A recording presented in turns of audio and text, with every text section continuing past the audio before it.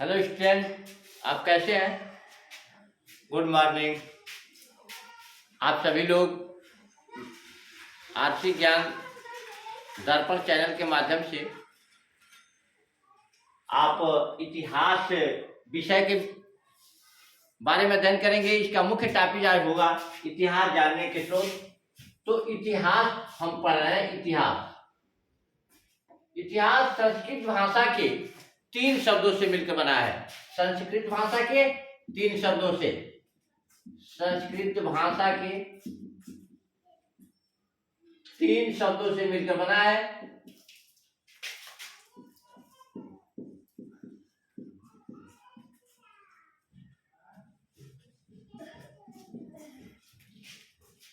देखिए, इति धन ह धन आ, ये 3 शब्द है जिसका पूरा हो जाता है इतिहास। ये संस्कृत भाषा है। ये संस्कृत भाषा है। 3 शब्द इति, ह और आस। इति का मतलब होता है ऐसा ही। इति का मतलब होता है, इत बराबर होता है ऐसा ही। और ह का मतलब होता है निश्चित रूप से, निश्चित रूप से, ठीक है। और आस का मतलब होता है, आस का मतलब हो जाता है, क्या होता है? था। आस का मतलब था। यानी कि इतिहास की परिभाषा यह है, इतिहास की परिभाषा, इतिहास की परिभाषा क्या है? जो घटनाएं निश्चित रूप से अतीत में घटी हुई है वह इतिहास कहलाती है। जो वे घटनाएं जो निश्चित रूप में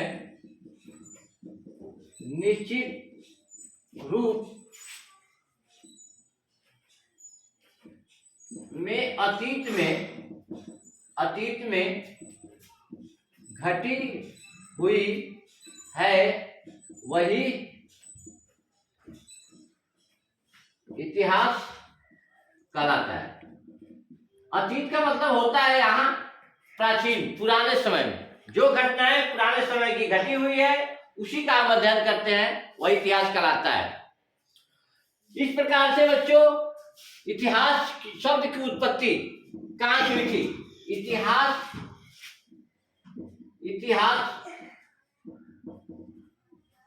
को यूनानी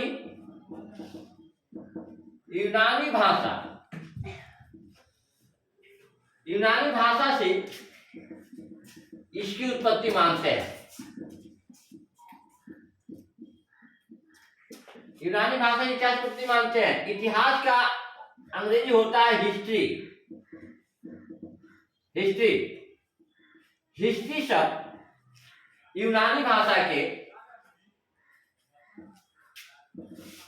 हिस्ट्री शब्द यूनानी भाषा के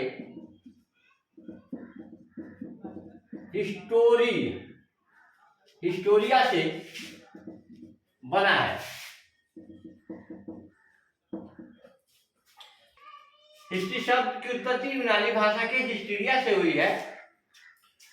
बच्चों, अब इसको आप उतार लीजिए, नोट्स बनाइए, कलम का और कॉपी को उठाइए और नोट्स बना लीजिए, क्योंकि यह बहुत ही अति महत्वपूर्ण है। ये सभी कंपटीशन में पूछे जाते हैं।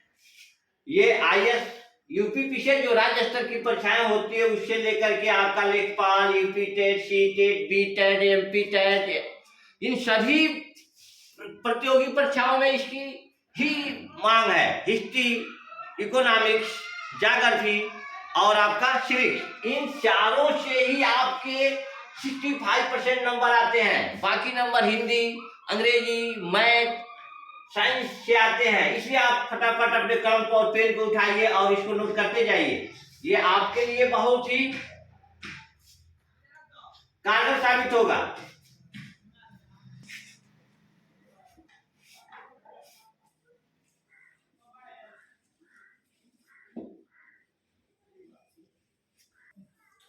बच्चों, इतिहास का जनक, प्राचीन इतिहास का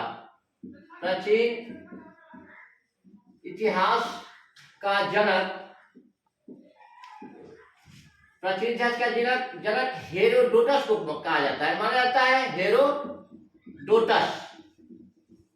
हेरोडोटस को माना जाता है। यह यूनान के रहने वाले थे और ये एक यूनानी इतिहासकार थे और इन्होंने इतिहास शब्द की परिभाषा दी, इसलिए इतिहास का जनक या इतिहास का पिता या इतिहास का जन्मदाता हेरोडोटस को कहा जाता है। इतिहास 3 प्रकार के होते हैं बच्चों। इतिहास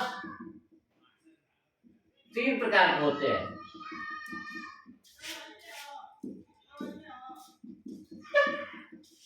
पहला इतिहास होता है, नोट करते जाइए, प्राचीन इतिहास।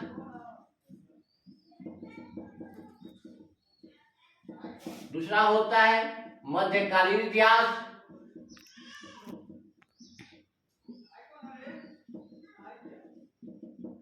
तीसरा होता है आधुनिक इतिहास।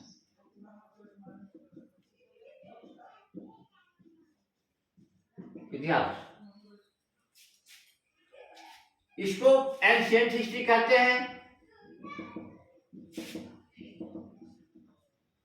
इसको मिडल हिस्ट्री कहते हैं और इसको मॉडर्न हिस्ट्री कहते हैं। आज बच्चों हम अध्ययन करेंगे एंशिएंट हिस्ट्री के जानने के स्रोत। प्राचीन इतिहास जानने के मुख्य 3 स्रोत हैं। एक साहित्यिक स्रोत, पुरातात्विक स्रोत,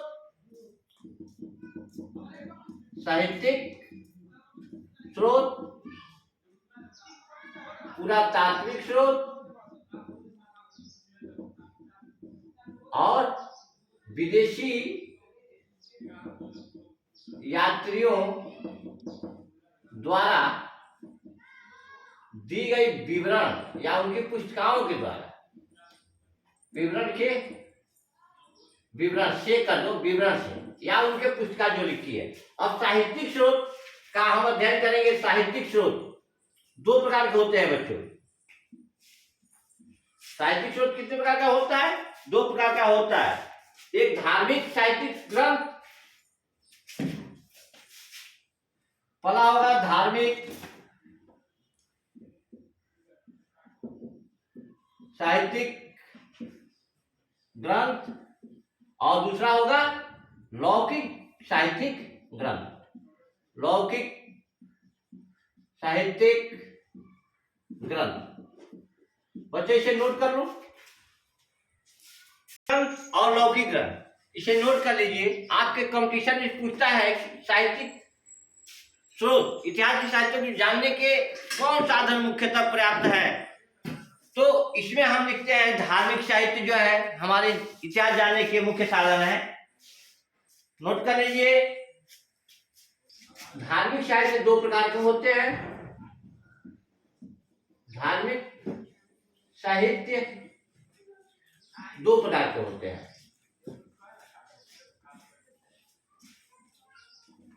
धार्मिक साहित्य 2 प्रकार के होते हैं, ग्रंथ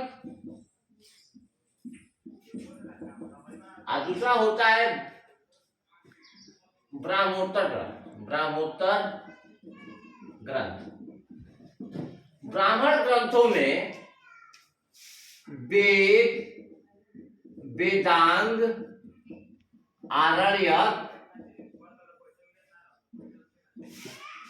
इन सब की रचना हुई। महाकाव्य, महाभारत है, रामायण है, इन सब महाकाव्यों की रचना हुई और इसका अध्ययन ये ब्राह्मण ग्रंथों के माध्यम से किया जाता है। अब ब्राह्मणोत्तर ग्रंथों में उन ग्रंथों की रचना हुई जो जैन और बौद्ध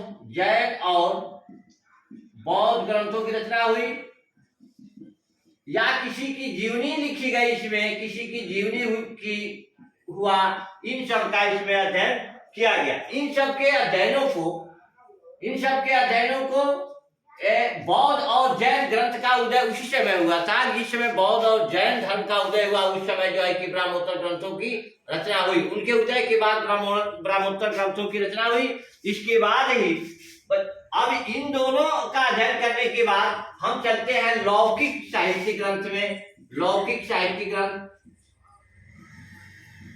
लौकिक साहित्य ग्रंथ। लौकिक साहित्य ग्रंथ क्या है? अभी हमने पढ़ा धार्मिक साहित्य ग्रंथ। धार्मिक साहित्य ग्रंथ के बाद लौकिक साहित्य की जो ग्रंथ है, लौकिक साहित्य ग्रंथ की रचना हुई, इसमें उस समय के राजनीतिक और सामाजिक व्यवस्था को देखते हुए, राजनीतिक और सामाजिक व्यवस्था को देखते हुए इस ग्रंथ की रचना की गई, इसका ध्यान दिया गया। जिस समय उस जैसे इसमें रचना हुई इन ग्रंथों में, पृथ्वीराज रासो क्या हुआ, तो ये उस समय की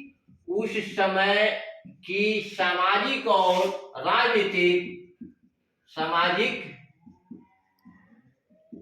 और राजनीतिक व्यवस्था को ध्यान में रखकर इस ग्रंथ को लिखा गया। उस समय क्या लिखा गया? मान लीजिए कि पृथ्वीराज रासो इसकी रचना हुई। उस समय की ये लौकिक साहित्य ग्रंथ है जिसमें राजाओं के सामाजिक और राजनीतिक जीवन के बारे में लिखा गया। पृथ्वीराज रासो, राजतरंगिणी, पृथ्वीराज विजय या किसी की जीवनी, जैसे मान लीजिए कि किसी की जीवनी लिख दी गई, किसी राजा की जीवनी लिखा गया, जैसे अकबर की जीवनी लिख दी गई हो, मान लीजिए कि किसी हरेक वंश की जीवनी लिख दी गई हो, या आपके शिशुनाग वंश की जीवनी लिख दी गई हो, उसकी जो है उस प्रकार की, उदाहरण तौर के उस तरह का लौकिक साहित्य की ग्रंथों की रचना उसी तरह हुई जिस तरह सामाजिक और राजनीतिक उस समय के राजाओं की व्यवस्थाओं को देख करके इस प्रकार के लौकिक साहित्य ग्रंथ, जिन ग्रंथों का रचना हुआ उन्हें लौकिक साहित्य ग्रंथ कहा गया। बच्चों देखिए, अब ये इसमें ब्राह्मण ग्रंथों में वेद हमारा आता है, वेद का रचना हुआ था, वेदांत का रचना हुआ था, उपनिषद का रचना हुआ था, और आरण्यक महाभारत का रचना हुआ था। महाभारत में महाकाव्य है, और आपके पुराण की रचना हुई थी उसमें, उसके साथ ही साथ मान लीजिए कि रामायण की रचना हुई थी। इससे हमको ज्ञान प्राप्त होता है। बताइए, हम क्या जानते हैं कि राम और श्री कृष्ण के बारे में हम नहीं जानते थे। अगर हमारे पास साहित्यिक स्रोत नहीं होता, हमारे पास वेद नहीं होते, वेदांग नहीं होते, महाभारत नहीं होता, रामायण नहीं होता, तो हम न राम के बारे में जानते, न कृष्ण के बारे में जानते, न हमें किसी प्रकार का कोई इतिहास की जानकारी मिल पाती। बच्चों बस आज इतना ही तक। अगले वीडियो में नेक्स्ट इसके आगे हम मिलते हैं।